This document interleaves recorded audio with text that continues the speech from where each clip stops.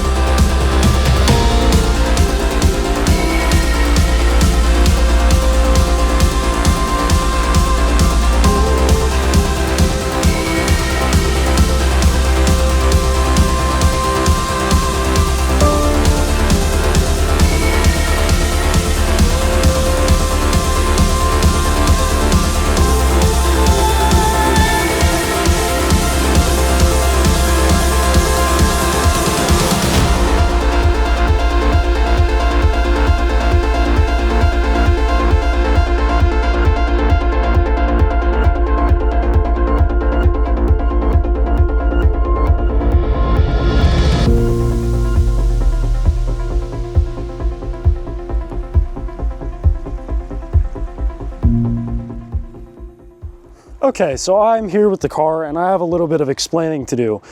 We successfully did the transmission fluid, differential fluid, and shifter lockout plate, and last you saw I was pulling a lot of the components out of the engine bay to get down to the radiator. Shortly after that is when disaster struck.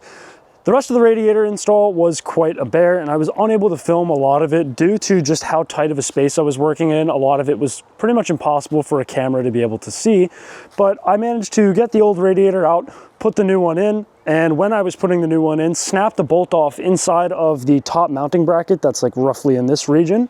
And once I did that, the job just became a lot worse because I had to fabricate a new bracket and do a lot of stuff just to get the radiator back in the nose.